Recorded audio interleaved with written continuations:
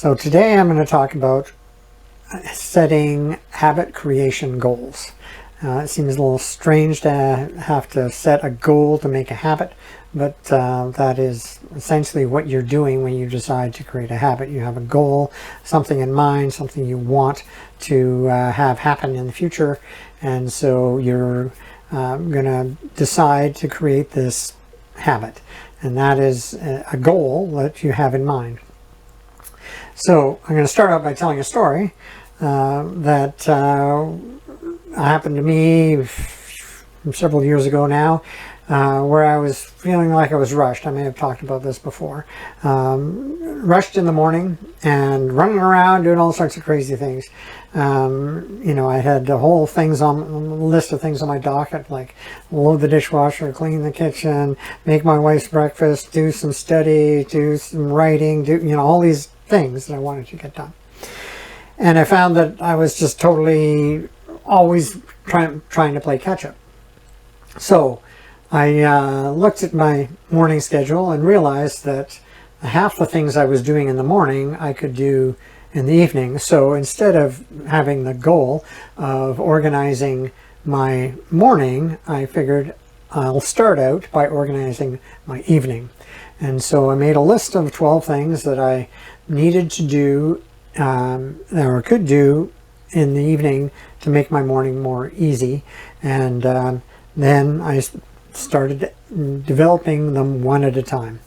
And so the idea was to get organized in the morning, but after I realized what the goal is actually to have a nice relaxing morning, not have it more productive. I realized that I needed to set goals for making my evening better. And so those habits included, loading the dishwasher, which I normally had to do, getting my coffee and tea organized, or the lunch made for the next day and put in the fridge. All these little things that if you did on a regular basis, then your morning would go quite easy. So that's what I did, and then 12 weeks later I found that I was much more relaxed. I had a lot of time to do the things I actually wanted to do in the morning, which included a little bit of exercise and some study and some reading, some writing. And then all I had to do to get ready to go to work was to take my lunch out of the fridge, put it in my bag, and take it, and off I went out the door.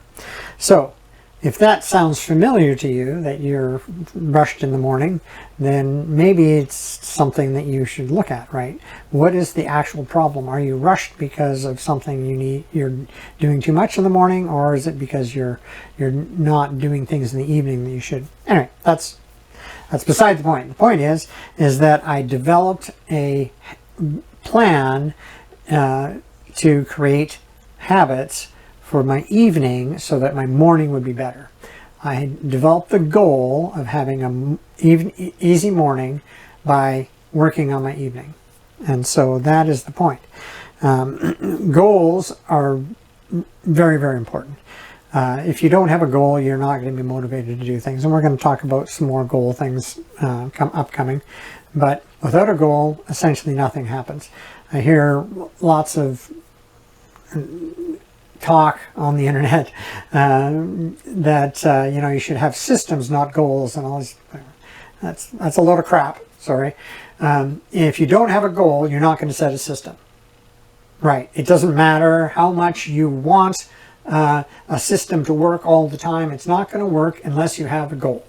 And the goal is the thing that actually pushes you to make the system. I'm not against systems. I'm all about systems.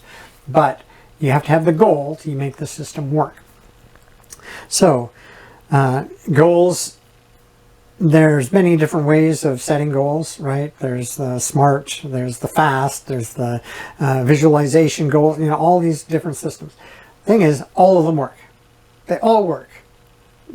Pick one that you want. But the point is that you have to have a goal, and then you have to be able to develop the habits to make your goals a reality. If your goal is a action goal, something that you're going to achieve then you're going to be always playing catch up. I'm going to make an extra $20,000 a year. Well, that's great, but the challenge is how are you going to do that, and what amount of effort are you going to do to make that goal a reality? Instead, you should be saying, I am going to be a person who can make an extra $20,000 a year. I'm going to be valuable enough that my employer is willing to pay me an extra $20,000 a year. And that's a lot different, because now you're not running to make the money, but you're actually striving to develop habits so that you can be more valuable, and either one employer or another is going to pay you an extra 20 grand. It's not about what you can do, it's about who you are, which is the point of developing habit goals, because habits are things that affect your self-image. You know, we've talked about self-image, I think. If not, you know, it's the great idea that Maxwell Maltz came up with, that you know, we have a self-image that sort of perpetuates and helps us to be consistent throughout the days and years. You know, if we consider ourselves to be a good golfer, then that means that we're going to perform fairly well on the golf course. But the challenge is that if you're not a good golfer, then just assuming that you're a good golfer and trying to work on your self-image as being a good golfer isn't going to make you a good golfer. The thing that's going to make you a good golfer is the practice, if you do either in your head or on the green, so that you can actually develop that habit of being a good golfer. And once you have the habit of being a good golfer, then your self-image becomes that of somebody who thinks there's a good golfer. Habits are the things that make up your self-image. So when you decide to develop a goal or a habit, you have a goal to develop this particular habit, that means you're going to, in reality, change your self-image to somebody who does this all the time. I'm a person who organizes my evening so I can have a nice, relaxing morning, right? All right, so to close this off, I'd like to talk about another story I read. This one, as if you've never read the book How I Raised Myself from Failure to Success Through Selling by Frank Bettger. Fantastic story, or fantastic book, and the story is about him trying to get into the major leagues in baseball. He was a baseball player before he became a salesman, and he was having trouble hitting. You know, he wasn't very consistent, and so it was suggested to him that he should go out and hit 500 balls regularly.